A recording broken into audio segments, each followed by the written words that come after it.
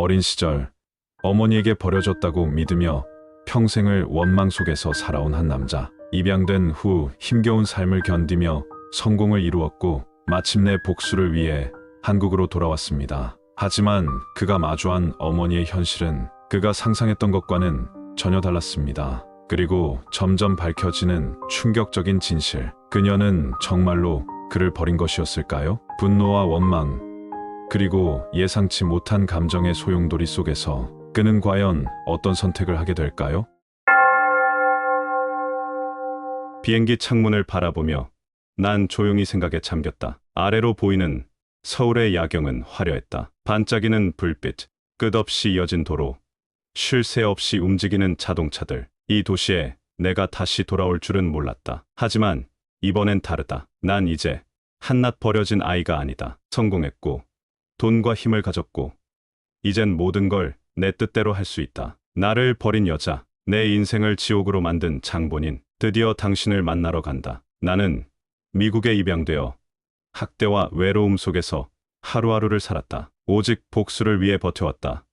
밤낮 없이 일했고 학업에 매달렸다. 그리고 20대 중반 첫 사업을 시작했다. 처음엔 단순한 IT 서비스였다. 앱 하나를 만들어 광고를 붙였고 돈이 생기자마자 더 큰 프로젝트에 투자했다. 성공하기 위해 미친 듯이 일했다. 잠을 줄이고 사람들을 만나고 끊임없이 새로운 아이디어를 고민했다. 결국 내 사업은 성공했다. 투자자들이 몰려들었고 나는 점점 더 많은 돈을 벌었다. 그렇게 10년이 흘렀고 이제 나는 백만장자가 됐다. 집도, 차도, 명예도, 권력도 다 가졌다. 하지만 여전히 가슴 한쪽이 허전했다. 내가 이렇게 성공한 이유? 돈을 벌기 위해서도 명예를 얻기 위해서도 아니었다. 오직 복수를 위해서. 나를 버린 그 여자, 내 인생을 망친 그 여자, 그 대가를 치르게 만들기 위해서. 이 순간을 기다렸다. 내가 원했던 성공, 하나의 목표, 그것만을 위해 달려왔다. 그리고 결국 나는 최고가 되었다. 하지만 내 안에는 여전히 미움과 분노가 자리 잡고 있었다. 그 감정들은 사라지지 않았다. 나를 낳고도 버린 여자, 날 떠나고도 태연하게 살아갔을 그 사람, 내가 이 지옥 같은 삶을 겪는 동안 그녀는 어디서 무엇을 하고 있었을까? 나는 그동안 단 한 번도 그녀를 용서할 생각이 없었다. 내가 가진 모든 것을 그녀 앞에 보여주고 싶었다. 그녀가 날 버린 대가가 어떤 것인지 똑똑히 알게 해주고 싶었다. 내가 받은 고통을 똑같이 되돌려줄 생각뿐이었다. 공항의 자동문이 열리며 차가운 바람이 얼굴을 스쳤다. 나는 순간 멈춰섰다. 한국, 내가 태어난 곳. 하지만 내게는 단 하나의 목적만이 있는 곳. 복수. 나는 깊게 숨을 들이마셨다. 낯설지만 어딘가 익숙한 이 공기. 그러나 감상에 젖을 시간은 없었다. 입양된 후 처음으로 돌아온 고향. 이곳에서 날 버린 여자를 찾아낼 것이다. 그리고 내가 받은 상처만큼 그녀에게도 고통을 주겠다. 나는 그 생각 하나로 수십 년을 버텨왔다. 그녀를 찾아내 반드시 내 손으로 무너뜨리겠다고. 어린 시절 나는 병원에서 긴 시간을 보냈다. 흰 천장, 차가운 의료 기기들, 의사들의 웅성거림. 그 치료 덕분에 나는 살아남았다. 하지만 그것이 축복이었을까? 만약 그때 내가 살아남지 않았다면? 나는 알 수 없었다. 하지만 그 뒤로 나를 기다리고 있던 건 더 깊은 지옥 같은 나날이었다. 양부모는 처음엔 친절했다. 미소를 지으며 나를 반겼고 따뜻한 가족이 생긴 것만 같았다. 하지만 그것도 잠시였다. 그들은 점차 내 존재를 스트레스의 해속으로 삼기 시작했다. 작은 실수에도 소리를 질렀고 이유 없이 벌을 주었다. 때로는 손찌검을 당하기도 했다. 나는 잘못한 게 없었다. 하지만 그들에게 이유는 중요하지 않았다. 그저 화풀이할 대상이 필요했을 뿐이었다. 학교에서도 상황은 다르지 않았다. 내 외모, 내 말투, 내 모든 것이 아이들에게 놀림감이 되었다. 이상한 나라에서 온 아이, 넌 왜 우리랑 다르게 생겼어? 그들은 나를 둘러싸고 괴롭혔다. 밀치고 소지품을 빼앗고 없는 사람 취급을 했다. 그렇게 매일이 지옥 같았다. 나는 스스로에게 물었다. 대체 왜 살아야 하는 걸까? 삶에는 아무런 의미가 없어 보였다. 하지만 그럴 때마다 마음속 깊은 곳에서 분노가 끓어올랐다. 나를 이렇게 만든 사람, 그 여자, 그녀가 나를 버리지만 않았어도 나는 이런 삶을 살지 않았을 것이다. 그 생각만이 날 버티게 했다. 나는 복수하기 위해서라도 살아남아야 했다. 내가 가진 모든 것을 쏟아부어 성공할 것이다. 그리고 언젠가 반드시 그 앞에 서서 말할 것이다. 당신이 날 버린 대가가 어떤 것인지 똑똑히 보라고. 미국에서 입양된 후 나는 학대와 외로움 속에서 버텼다. 오직 한 가지 이유 때문이었다.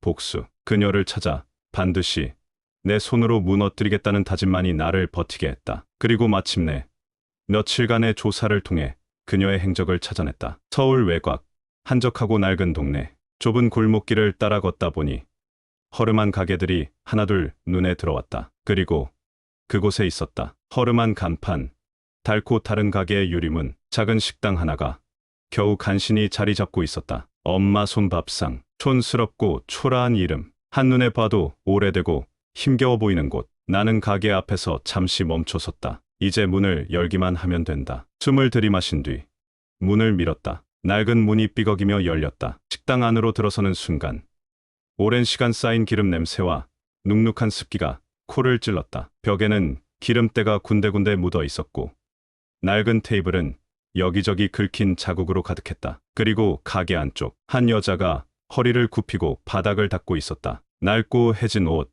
마른 몸, 엉켜버린 머리카락이 그녀의 얼굴을 가리고 있었지만 나는 단번에 알 수 있었다. 바로 이 여자였다. 나를 버린 여자. 내가 평생 찾아 헤맨 그리고 증오했던 그 사람. 저 여자가 바로 날 낳고도 버린 여자.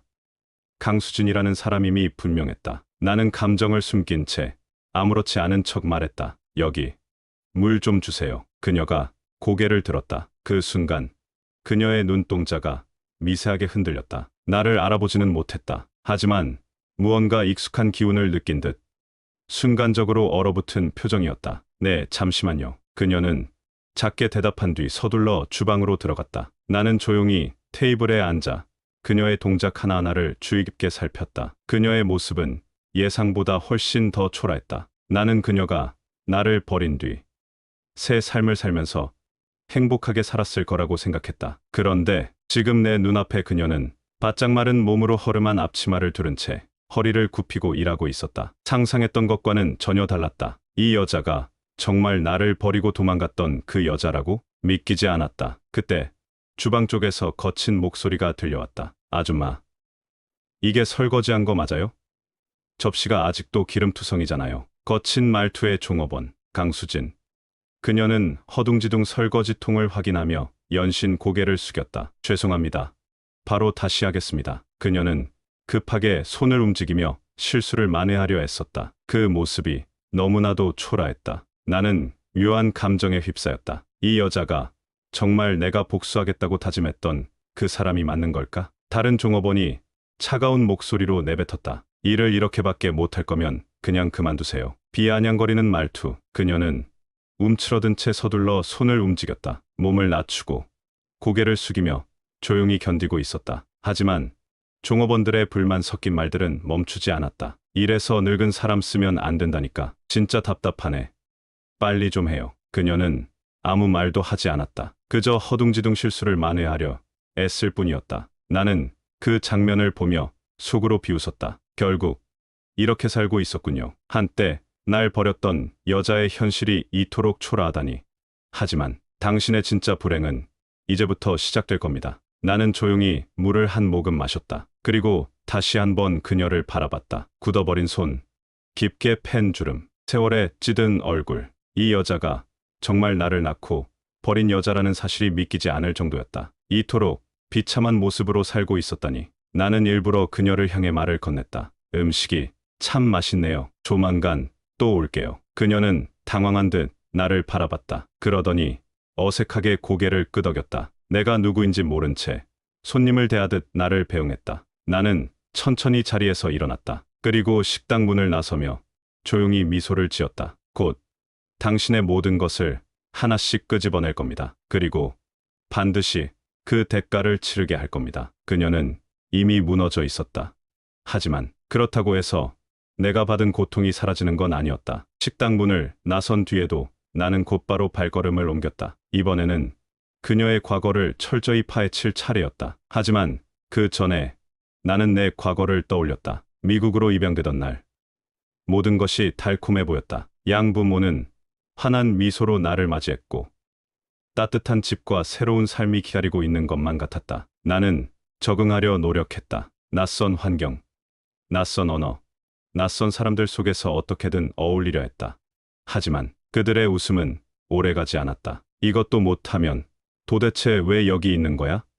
쓸모없는 녀석. 양부의 거친 고함 소리는 아직도 귀에 선명했다. 작은 실수에도 폭언이 쏟아졌다. 그는 화가 날 때마다 나를 위협했고 손찌검을 하기도 했다. 양모는 내 편이 아니었다. 그녀는 그저 조용히 고개를 돌렸고 아무 일도 없었다는 듯 행동했다. 나는 점점 고립되었다. 학교에서도 다르지 않았다. 너희 부모가 널 진짜 사랑할 것 같아? 어쩌다 데려간 거겠지. 그냥 실수였을 거야. 아이들은 내 앞에서 웃으며 조롱했다. 점심시간이면 내 자리엔 음식물 쓰레기가 던져졌고 책은 갈기갈기 찢겨져 바닥에 나뒹굴었다. 아무도 나를 도와주지 않았다. 그들은 나를 그냥 낯선 존재로 취급했다. 그렇게 나는 하루하루를 버텼다. 이 모든 게 나를 버린 여자 때문이었다. 선생님조차 나에게 관심을 두지 않았다. 아무도 내 편이 아니었다. 나는 매 순간을 혼자서 견뎌야 했다. 그때부터 지금까지 내 머릿속에서 떠나지 않는 질문이 있었다. 대체 왜 나를 그곳에 보낸 거야? 강수진. 그녀가 내 인생을 송두리째 망쳐놓았다. 그 선택 하나가 나의 모든 것을 바꿔버렸다. 그리고 이제 그 대가를 치를 차례였다. 나는 조사했던 정보를 다시 되짚었다. 그녀의 과거, 그녀가 살아온 흔적, 한 조각도 놓치지 않고 철저히 파헤쳐야 했다. 며칠 뒤, 나는 다시 엄마 손밥상으로 향했다. 이번에는 그녀가 내 앞에서 어떻게 반응하는지 직접 확인할 계획이었다. 문을 열고 들어서자 식당 안은 조용했고 손님도 거의 없었다. 그리고 그녀는 구석에서 허리를 굽혀 테이블을 닦고 있었다. 전보다 더 야위었고 손등에는 굳은 살과 상처 자국이 선명했다. 나는 천천히 그녀가 있는 방향으로 걸어갔다. 그녀는 아직 내 존재를 인식하지 못한 채 바닥을 닦고 있던 걸레를 힘없이 헹구고 있었다. 나는 테이블에 앉으며 일부러 컵을 툭 밀었다. 여기요. 그녀는 고개를 들고 나를 바라봤다. 눈빛이 미세하게 흔들렸다. 아, 네. 손님, 주문하시겠어요? 나는 메뉴판을 집어들고 굳이 오래 고민하는 척하며 한 장씩 넘겼다. 그러다 천천히 말을 꺼냈다. 뭐가 제일 맛있어요? 그녀는 잠시 머뭇거리다가 대답했다. 저희 된장찌개가 많이 나가요. 나는 메뉴판을 덮고 그녀를 올려다봤다. 그럼 그걸로 주세요. 그녀는 작게 고개를 끄덕이고 주방으로 발걸음을 옮겼다. 나는 그녀의 걸음걸이를 주의 깊게 살폈다. 느리고 조심스러웠다. 그 모습이 왠지 모르게 익숙했다. 그녀는 주방에 들어가 작은 목소리로 주문을 전달했다. 그리고 다시 나와 물 한 잔을 조심스럽게 내 앞에 놓았다. 나는 그 물잔을 바라보았다. 맑고 투명한 물이 잔잔히 흔들렸다. 문득 어릴 적 기억이 떠올랐다. 그녀가 나를 버리던 날, 그날도 이렇게 물 한 잔이 내 앞에 놓였던, 목이 말라 울고 있던 어린 나에게 누군가가 조용히 컵을 건네주었던 기억. 그것이 그녀였을까? 나는 천천히 물을 한 모금 마셨다. 하지만 목이 더 바짝 말라오는 기분이었다. 몇 분 뒤, 그녀는 된장찌개가 든 쟁반을 들고 나왔다. 손이 살짝 떨리는 게 보였다. 조심해서 맛있게 드세요. 나는 그녀가 내려놓은 찌개를 바라보았다. 김이 모락모락 올라오는 된장찌개. 어딘가 익숙한 냄새. 내가 아주 어릴 때 맡았던 냄새와 비슷했다. 나는 숟가락을 들고 찌개를 한 입 떠먹었다. 입안에 퍼지는 깊은 맛. 그리고 그와 함께 밀려오는 묘한 감정. 따뜻했지만 어딘가 가슴 한쪽이 저려왔다. 단순한 음식이 아닌 잊고 있던 기억의 한 조각이 혀끝에서 되살아나는 듯했다. 나는 조용히 찌개를 휘젓다가 천천히 입을 열었다. 이거 사장님이 직접 만든 건가요? 그녀는 고개를 저었다. 아니요. 저는 그냥 일하는 사람이에요. 사장님은 따로 계시고요. 나는 천천히 고개를 끄덕였다. 그렇군요. 나는 찌개를 한 번 더 떠먹었다. 그리고 천천히 그녀를 바라봤다. 음식이 참 익숙한 맛이네요. 그녀는 내 말을 듣고 순간적으로 움찔했다. 나는 미소를 지으며 수저를 내려놓고 일어섰다. 조만간 또 오겠습니다. 그녀는 당황한 듯 나를 바라보다가 작게 고개를 끄덕였다. 그녀의 눈빛이 흔들렸다. 어딘가 불안한 기색이 역력했다. 나는 속으로 비웃었다. 무언가 숨기고 있는 게 분명했다. 혹시 내 존재를 본능적으로 느끼고 있는 걸까? 나는 계산을 하면서 다시 말을 이었다. 그런데 이 가게 참 정겹네요. 혹시 오래 일하셨나요? 그녀는 잠시 망설이다가 대답했다. 여기서 일한 지 몇 년 안 됐어요. 짧은 대화였지만 난 확신할 수 있었다. 그녀는 이미 무언가를 두려워하고 있었다. 하지만 그녀가 이렇게 비참하게 살고 있다고 해서 내가 겪었던 고통이 사라지는 것은 아니었다. 나는 식당을 나오면서 생각했다. 이제 과거의 비밀을 꺼낼 차례다. 나는 강수진이 이 식당에 오기 전 어떤 삶을 살았는지 더 깊이 파헤쳐 보기로 했다. 그녀의 과거는 내가 예상했던 것보다 훨씬 더 처참하고 복잡할지도 모른다. 하지만 그게 나와 무슨 상관이겠는가? 내가 원하는 건 단 하나. 그녀가 왜 나를 버렸는지 그 이유를 낱낱이 밝혀내는 것. 나는 그녀의 흔적을 하나씩 추적하기 시작했다. 현재 그녀가 일하는 엄마 손 밥상은 오래된 가게가 아니었다. 조사 결과 그녀는 이곳에서 단 5년밖에 일하지 않았다. 그전에는 경기도의 한 공장에서 일했다고 한다. 나는 직접 그곳을 찾아가 보기로 했다. 차를 몰고 공장이 있던 곳으로 향했다. 하지만 도착한 곳에는 텅 빈 폐건물만 남아있을 뿐이었다. 페인트는 벗겨져 있었고 출입문은 녹슨 채로 굳게 닫혀 있었다. 주변은 잡초로 뒤덮여 있었고 어딘가 쓸쓸한 분위기가 감돌았다. 그러던 중 한 허름한 연탄 가게에서 그녀와 함께 일했던 사람이 있다는 소식을 들었다. 나는 서둘러 그곳으로 향했다. 가게는 오래된 간판이 삐걱거리고 있었고 문을 열자마자 매캐한 연탄 냄새가 코를 찔렀다. 안쪽에는 기름때 묻은 작업복을 입은 중년 남자가 담배를 문 채 연탄을 정리하고 있었다. 나는 곧장 다가가 조심스럽게 말을 걸었다. 실례합니다. 혹시 강수진 씨를 아시나요? 남자는 담배를 털어내며 날 쳐다보았다. 낯선 얼굴을 본다는 듯 눈을 가늘게 뜨더니 천천히 고개를 끄덕였다. 강수진.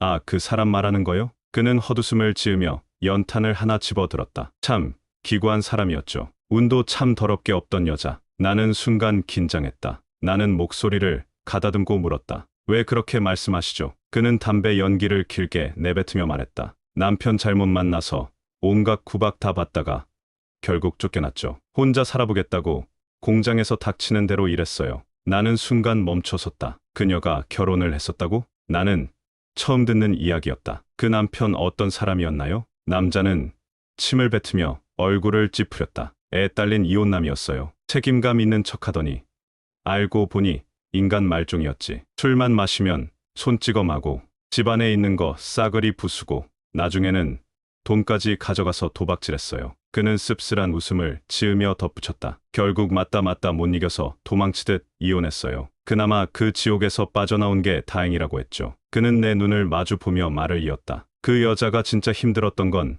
남편 때문이 아니라 아들 때문이었을 거려. 그 말을 듣는 순간 내 심장이 철렁 내려앉았다. 아들 때문이라뇨? 나는 믿을 수 없다는 듯 되물었다. 그는 한숨을 내쉬며 주머니에서 구겨진 담배갑을 꺼냈다. 그 여자가 끌어안고 있던 유일한 희망이었죠. 그런데 그 아이가 심하게 아팠어요. 병원에서는 큰 수술이 필요하다고 했는데 그런 돈이 있을 리가 없었고 나는 말없이 주먹을 꽉 쥐었다. 그래서 입양을 보낸 건가요? 그는 고개를 끄덕였다. 그렇죠. 의사 말이 미국에 가면 치료받을 수 있을지도 모른다 했거든요. 그때 그 여자는 미쳤어요. 그냥 닥치는 대로 돈을 구하려고 발악을 했죠. 나는 그의 말을 듣고도 마음이 차분해지지 않았다. 입양이라는 게 정말 최후의 선택이었을까? 그런데 그의 다음 말이 나를 얼어붙게 만들었다. 결국엔 신장까지 팔아버렸죠. 나는 순간 말을 잃었다. 뭐라고요? 신장을 팔았다고요? 그는 담배를 비벼 끄더니 담담한 목소리로 말을 이었다. 공장 사람들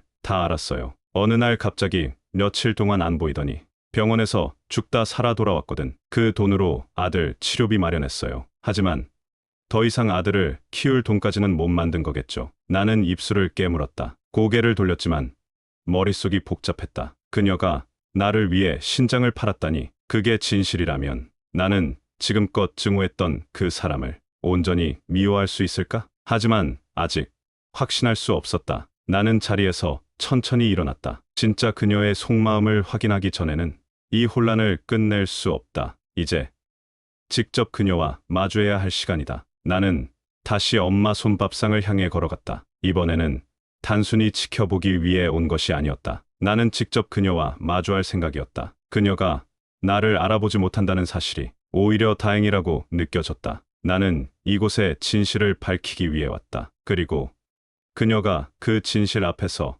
어떤 반응을 보일지 확인할 준비가 되어 있었다. 식당 문을 열고 들어서자 그녀는 여전히 구석에서 허리를 숙인 채 일을 하고 있었다. 손에 낡은 행주를 들고 묵묵히 테이블을 닦고 있었다. 그 모습은 더없이 초라하고 작아 보였다. 나는 천천히 그녀가 있는 쪽으로 걸어갔다. 그녀는 내 발소리를 듣고도 고개를 들지 않았다. 마치 누군가와 눈을 마주치는 게 두려운 사람처럼. 나는 일부러 그녀가 내 옆을 지나가는 순간을 기다렸다. 그리고 차가운 목소리로 말을 던졌다. 사장님, 잠깐 시간 좀 내주시겠어요? 그녀는 순간적으로 움찔했다. 아, 저는 사장이 아닙니다. 그냥 여기서 일하는 사람인데. 나는 그녀의 말을 끊었다. 그럼 강수진 씨 맞으시죠? 그녀의 얼굴이 순식간에 창백해졌다. 손에 쥐고 있던 행주가 힘없이 떨어졌다.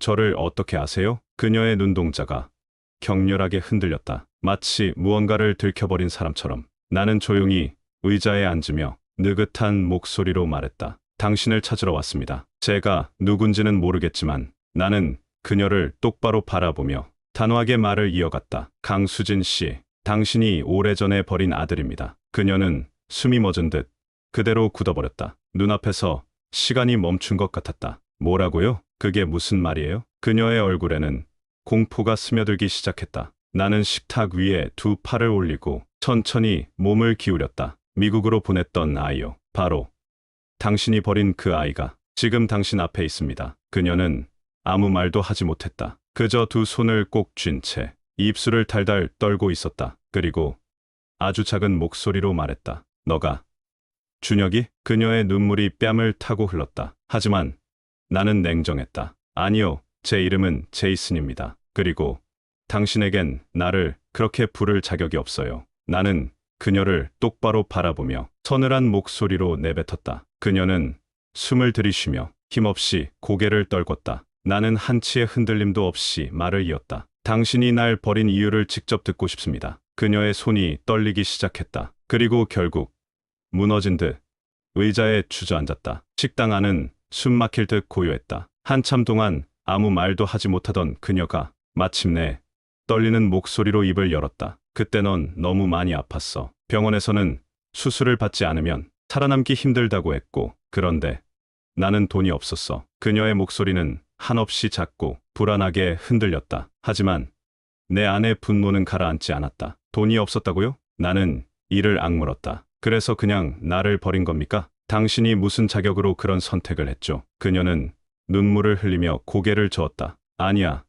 널 살리고 싶었어. 그래서 미국으로 보낼 수밖에 없었어. 그게 내가 살 수 있는 유일한 길이었으니까. 나는 그녀의 말을 듣고도 흔들리지 않았다. 그럼 신장은요? 그녀의 눈이 크게 흔들렸다. 당신이 신장을 팔았다는 이야기를 들었습니다. 그게 사실입니까? 그녀는 한동안 아무 말도 하지 못했다. 그러다 손등으로 눈물을 닦으며 힘겹게 입을 열었다. 네, 치료비라도 마련해 보려고 했어. 그땐 그 방법밖에 없었어. 그녀의 목소리는 점점 흐려졌다. 나는 그녀를 바라보며 천천히 자리에서 일어났다. 당신의 말을 믿어야 할지 모르겠습니다. 하지만 내 고통은 아직도 남아 있습니다. 그녀는 손을 뻗어 나를 붙잡으려 했다. 하지만 나는 차갑게 돌아섰다. 그녀의 마지막 말이 머릿속에서 맴돌았다. 너를 위해서였다. 그 말이 나를 혼란스럽게 만들었다. 정말로 그녀가 나를 살리기 위한 선택을 했던 걸까? 그게 진실이라면 왜 나는 평생을 고통 속에서 살아야 했던 걸까? 나는 마지막으로 그녀를 돌아봤다. 그녀는 그대로 의자에 주저앉아 눈물을 흘리고 있었다. 나는 천천히 식당을 나서며 스스로에게 속삭였다. 이제 진짜 답을 찾아야겠다. 나는 그녀와 가까웠던 사람들을 더 찾아보기로 했다. 조사를 거듭한 끝에 나는 그녀와 함께 공장에서 일했던 몇몇 사람들의 연락처를 알아냈다. 과거 그녀와 함께 일했던 한 사람이 지금도 작은 시장에서 노점을 하고 있다는 소식을 들었다. 나는 곧장 그곳으로 향했다. 좁은 골목길을 따라가니 허름한 천막 아래서 나무를 다듬고 있는 나이 지긋한 여성이 보였다. 나는 천천히 다가가 말을 걸었다. 실례합니다. 혹시 강수진 씨를 아시나요? 그 여자는 내 얼굴을 한참 바라보더니 손에 쥐고 있던 나무를 내려놓고 조용히 입을 열었다. 왜요? 그 사람한테 무슨 일이라도 생겼나요? 나는 차분히 대답했다. 그녀에 대해 알고 싶어서 왔습니다. 특히 그녀가 왜 아이를 입양 보낼 수밖에 없었는지요. 여자는 순간 한숨을 내쉬었다. 그리고 천천히 나를 바라봤다. 당신, 혹시 그 아이? 나는 말없이 그녀를 응시했다. 그녀는 묘한 표정을 지으며 고개를 끄덕였다. 그래. 그럴 줄 알았어. 강수진 씨가 그토록 잊지 못했던 사람이 결국 당신일 줄 알았지. 그녀의 말에 심장이 철렁 내려앉았다. 그게 무슨 말씀이시죠? 그러자 여자는 자리에서 천천히 몸을 일으켰다. 그 사람이 아들을 얼마나 찾으러 다녔는지 알아요? 입양 보내고 나서도 하루도 제대로 된 날이 없었어요. 밥 한 끼 제대로 삼키지도 못하고 새벽이면 혼자 앉아 울면서 중얼거렸죠. 준혁아, 엄마가 미안해. 내 손끝이 미세하게 떨렸다. 하지만 그녀는 한 번도 날 찾으러 오지 않았습니다. 내 목소리는 예상보다 더 날카로웠다. 그녀는 나를 버렸고 나는 지옥 같은 삶을 살아야 했어요. 그게 정말 후회하고 있는 사람의 행동입니까? 여자는 나를 빤히 바라보며 고개를 저었다. 당신이 어떻게 살아왔는지는 모르겠지만 그 사람이 아들을 버린 적은 한 번도 없어요. 그 사람, 가진 것도 없고 할 수 있는 것도 없었어요. 그때 아들이 아팠잖아. 병원에서 돈이 없으면 치료를 못한다고 했고 나는 눈을 질끈 감았다. 그래서 신장을 팔았다는 게 사실인가요? 그녀는 망설임 없이 고개를 끄덕였다.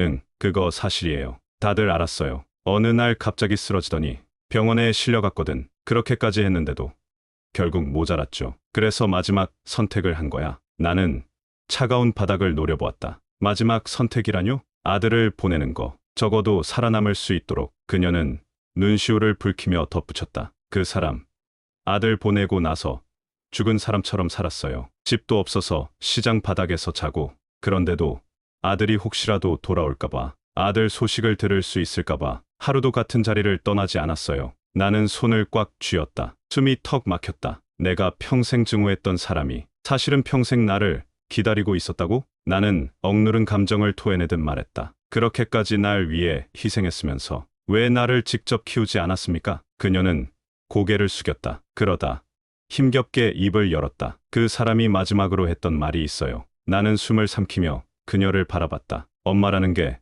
도대체 뭔지 모르겠다. 그녀는 잠시 목이 메인 듯 말을 멈추었다. 그리고 이내 흐릿한 미소를 지으며 덧붙였다. 내 손으로 보낸 아이, 그 아이가 나를 용서할까? 그게 그 사람의 마지막 질문이었어요. 나는 그 말을 듣고 한동안 아무 말도 할 수 없었다. 과연 나는 그 질문에 대답할 수 있을까? 나는 천천히 자리에서 일어났다. 감사합니다. 많은 걸 알게 됐습니다. 하지만 그렇다고 해서 내 고통이 사라질 수 있을까? 양부모에게 학대받고 학교에서 괴롭힘 당하며 보낸 어린 시절, 그 기억들은 무엇으로 보상받을 수 있을까? 나는 다시 서울로 돌아왔다. 하지만 머릿속은 여전히 혼란스러웠다. 진실을 알고 싶었다. 그리고 그 진실은 오직 그녀만이 말해줄 수 있었다. 나는 다시 엄마 손밥상으로 향했다. 강수진과의 대면에서 확실히 해야 할 것이 많았다. 그녀의 진심이 무엇이든 내 고통은 끝나지 않았다. 내가 겪었던 모든 상처에 대한 답을 들어야만 했다. 식당에 도착했을 때 그녀는 홀 한가운데 앉아 있었다. 텅 빈 가게는 그녀의 초라한 삶을 더욱 적나라하게 드러내고 있었다. 손에 쥔 행주가 미세하게 떨리고 있었다. 나를 보자 그녀의 어깨가 움찔했다. 그녀는 조용히 입을 열었다. 나는 천천히 자리에 앉으며 차분한 목소리로 말했다. 오늘은 확실히 묻고 싶어서 왔습니다. 왜 그렇게까지 하셨습니까? 신장을 팔아 치료비를 마련하고 결국 나를 입양 보낸 이유가 대체 뭐였습니까? 그녀는 내 시선을 피하지 않았다. 잠시 침묵하더니 길게 한숨을 내쉬며 입을 열었다. 그때는 너가 많이 아팠어. 병원에서는 큰돈이 필요하다고 했고 내가 가진 거라곤 몸뿐이었어. 떨리는 손으로 눈가를 닦으며 그녀는 말을 이어갔다. 하지만 신장을 판다고 모든 게 해결되는 건 아니었어. 병원에서는 내가 미국에서 치료를 받아야 살 수 있다고 했거든. 그래서 그렇게라도 널 살리고 싶었어. 나는 그녀의 말을 듣고도 분노가 가라앉지 않았다. 그렇다면 왜 직접 나를 키우지 않았습니까? 그렇게 희생했다면서 왜 끝까지 나를 떠나보냈습니까? 그녀는 깊이 고개를 숙였다. 입술을 떨며 힘겹게 대답했다. 내가 널 키우는 게 내게 더 나쁜 일이 될까봐 두려웠어. 난 아무것도 가진 게 없었고 내 병원비를 감당할 수도 없었어. 너라도 살아야 했으니까. 그녀의 목소리는 점점 작아졌다. 나는 자리에서 천천히 일어서 그녀를 내려다봤다. 당신의 선택이 옳았을지도 모르겠습니다. 하지만 그 선택이 나를 평생 불행하게 만들었다는 사실은 변하지 않습니다. 그녀는 눈물을 흘리며 미안하다.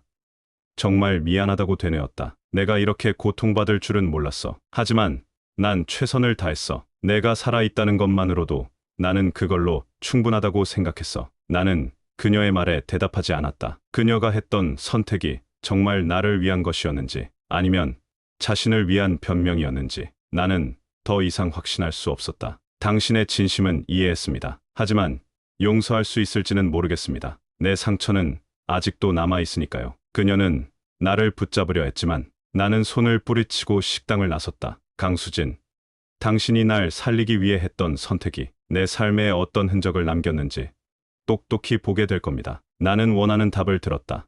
하지만 마음속 허전함은 사라지지 않았다. 식당을 떠나려던 순간 거칠게 문이 열리며 몇 명의 남자들이 안으로 들어섰다. 거친 인상의 사내들이 강수진을 보며 비웃었다. 아줌마, 오늘은 꼭 갚아야지.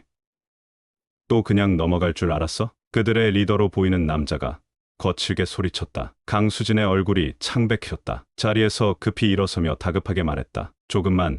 조금만 더 기다려주세요. 이번 달에 드리겠다고 약속했잖아요. 그녀의 목소리는 떨리고 있었다. 하지만 그들은 비웃으며 비아냥거렸다. 에이, 그 약속만 몇 번째야? 우릴 바보로 아는 거야? 오늘 제대로 안 하면 여기 난장판 되는 거 각오해. 한 남자가 테이블을 거칠게 발로 찼다. 컵과 접시들이 바닥에 떨어지며 산산이 조각났다. 나는 그 광경을 보며 더 이상 가만히 있을 수 없었다. 여기서 뭐 하는 겁니까? 경찰에 신고하기 전에 당장 나가세요. 내 단호한 목소리에 그들의 시선이 내게로 쏠렸다. 강수진은 손을 흔들며 다급하게 속삭였다. 제발, 오늘은 조용히 넘어가 주세요. 하지만 조폭들은 오히려 더 크게 소리쳤다. 아줌마, 아들이 미국에 가야 한다면서 그 난리를 치고 돈 빌릴 땐 언제고? 이제 와서 모른 척할 생각이야? 리더가 조소를 띠며 그녀를 노려봤다. 사람들은 곱게 말하면 말을 안 들어. 그는 비웃으며 또 한 번 테이블을 발로 걷어찼다. 강수진은 무릎을 꿇고 떨리는 손으로 깨진 잔해를 치우기 시작했다. 그때 정말 어쩔 수 없었어요. 아들이 너무 아팠고 치료비가. 그녀는 말을 잇지 못했다. 나는 문가에 서서 그 장면을 지켜봤다. 거친 말투, 흐느끼는 울음소리. 그들의 대화 속에서 어렴풋이 진실이 보이기 시작했다. 아프다며? 아들이 죽어간다며? 그래서 미국에 보내야 한다고 발악했던 게 누군데? 리더는 얼굴을 찡그리며 그녀를 쏘아붙였다. 강수진은 고개를 숙인 채 떨리는 목소리로 말했다. 그때는 정말 방법이 없었어요. 신장을 팔아도 모자랐고 제발 조금만 더 시간을 주세요. 제가 갚겠습니다. 그 순간 내 머릿속이 뒤엉켰다. 모든 조각이 맞춰지기 시작했다. 내가 미국으로 입양된 이유, 그녀가 나를 위해 신장을 팔았다는 이야기, 그리고 지금까지 비참하게 살아온 이유까지. 이 모든 게 결국 나 때문이었다. 조폭들은 그녀를 내려다보며 비웃었다. 시간을 더 달라고? 내가 그런 말 할 자격이나 있어? 나는 더 이상 가만히 있을 수 없었다. 그만하시죠. 내가 앞으로 나서며 단호하게 말했다. 그들의 시선이 내게로 쏠렸다. 리더가 비웃으며 다가왔다. 뭐야? 넌 대체 뭔데 남의 일에 끼어들어? 나는 숨을 고르고 천천히 대답했다. 그 아들이 바로 나입니다. 식당 안은 순간 정적에 휩싸였다. 강수진의 얼굴이 새하얗게 질려 나를 바라봤다. 눈물이 그녀의 눈에 차오르고 있었다. 조폭들은 나를 위아래로 훑어보더니 비웃었다. 그래? 그럼 내가 빚 갚아주러 온 거냐? 나는 지갑에서 돈을 꺼내 그들 앞에 내던졌다. 여기 필요한 돈입니다. 남은 건 제가 알아서 처리할 테니 이 가게에서 나가세요. 조폭들은 돈을 확인하더니 더 이상 문제를 만들지 않고 자리를 떴다. 그들이 떠난 뒤 식당은 숨죽인 듯 고요해졌다. 강수진은 아무 말도 하지 못한 채 바닥에 주저앉았다. 어깨가 들썩이며 조용한 흐느낌이 터져 나왔다. 나는 그녀 앞에 서서 한참을 바라보다가 조용히 입을 열었다. 엄마, 이게 다 사실입니까? 내가 미국으로 간 것도, 지금 이렇게 사는 것도 전부 나 때문입니까? 그녀는 손으로 얼굴을 가린 채 떨리는 목소리로 간신히 대답했다. 미안하다, 준혁아. 아니, 제이슨, 널 살리고 싶어서 그랬어. 그게 내가 할 수 있는 전부였어. 나는 천천히 한숨을 내쉬었다. 이제 모든 진실을 알게 된 지금, 내 안에서 분노와 죄책감이 뒤섞여 머릿속이 복잡해졌다. 나는 조용히 그녀 앞에 앉으며 말했다. 엄마, 이젠 내가 이 빚을 갚겠습니다. 그리고 엄마도 나에게 진 빚을 갚아야 해요. 그녀는 놀란 얼굴로 나를 바라봤다. 나는 굳은 표정으로 말을 이었다. 내 상처도 이제 엄마가 함께 치유해줘야 하니까요. 그녀는 내 말을 듣고도 아무런 대답을 하지 못했다. 그저 눈물을 흘리며 입술을 떨고 있을 뿐이었다. 나는 한숨을 내쉬며 그녀 앞에서 무릎을 꿇었다. 엄마, 이제는 이 상황을 끝내야 합니다. 엄마도 더는 이렇게 살 수 없잖아요. 그녀는 조용히 고개를 저었다. 떨리는 목소리로 힘겹게 대답했다. 아니야, 난 너한테 짐만 될 거야. 너는 이미 성공했고 잘 살고 있는데 나 같은 사람 때문에 다시 힘들어지면 안 돼. 나는 그녀의 말을 듣고 답답함이 치밀어 올랐다. 그녀가 여전히 자신을 짐이라 생각하고 있었다. 나는 그녀의 손을 단단히 잡고 단호하게 말했다. 엄마, 내 성공은 겉으로 보이는 것뿐이에요. 내 안에는 여전히 상처가 남아 있어요. 그리고 그 상처는 엄마와 함께 있어야만 치유될 수 있습니다. 그녀는 나를 바라보다가 다시 눈물을 흘렸다. 하지만 난 너한테 너무 미안해. 내가 이렇게까지 고생하게 만든 게 다 나 때문인데. 나는 고개를 저으며 그녀의 손을 꼭 쥐었다. 엄마가 미안해할 필요 없어요. 그때 엄마는 최선을 다했잖아요. 나를 살리기 위해 한 선택이었으니까요. 이제 내가 엄마를 위해 최선을 다할 차례입니다. 나는 그녀를 설득하기 위해 결심한 말을 꺼냈다. 엄마, 나랑 같이 미국으로 갑시다. 거기서 다시 시작할 수 있어요. 내가 엄마를 도울게요. 엄마도 나와 함께 새 삶을 시작해야 해요. 하지만 그녀는 다시 고개를 저었다. 아니야, 내가 거기 가면 내 발목만 잡을 거야. 넌 이미 너만의 삶을 잘 살고 있는데 내가 거기서 뭘 할 수 있겠니? 나는 그녀의 고집을 보며 잠시 고민했다. 그러다 결심한 듯 다시 입을 열었다. 그럼 내가 한국으로 올게요. 엄마가 있는 이곳에서 내 새로운 삶을 시작할 겁니다. 엄마가 날 위해 희생한 것처럼 이제는 내가 엄마를 위해 희생할 차례니까요. 그녀는 손으로 얼굴을 가리고 울음을 터뜨렸다. 나는 엄마의 손을 단단히 잡고 자리에서 일어났다. 이제는 엄마의 아픈 과거와 모든 상처를 정리해야 할 때였다. 엄마를 괴롭히고 우리 사이를 갈라놓았던 사채업자들, 그들이 만든 고통과 잃어버린 시간들, 이제는 그 대가를 치르게 할 때다. 나는 핸드폰을 꺼내 저장된 번호를 눌렀다. 곧 상대가 전화를 받았다. 그 사채업자들 계획대로 진행해. 전화기 너머에서 짧고 단호한 대답이 들려왔다. 네, 대표님. 이미 확보한 증거를 토대로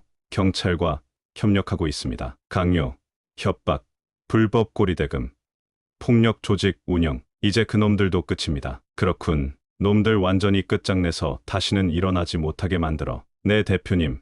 알겠습니다. 나는 천천히 미소를 지으며 전화를 끊었다. 며칠 후, 경찰은 준비된 모든 증거를 바탕으로 일제히 체포 작전을 개시했다. 수십 명의 경찰이 한꺼번에 들이닥쳤다. 도망치려던 놈들은 순식간에 제압당했고 숨겨둔 불법 계약서와 장부들이 발견되며 그들의 죄는 명백해졌다. 엄마에게 돈을 빌려주고 폭력으로 협박하던 놈들은 모조리 체포되었고 그들의 불법 행적이 세상에 드러났다. 이제 그들에게 남은 선택지는 하나뿐이었다. 평생 감옥에서 썩어가며 자신들이 저지른 짓을 되돌아보는 것. 이제 다시는 엄마를 힘들게 할 수 없을 것이다. 그날 나는 엄마를 차에 태우고 한적한 곳으로 향했다. 도착한 곳은 고급 주택가에 자리 잡은 따뜻한 분위기의 집이었다. 넓은 마당과 햇살이 비치는 창문, 아늑한 거실과 깔끔한 정원이 있는 곳. 엄마는 차에서 내리자마자 주변을 둘러보며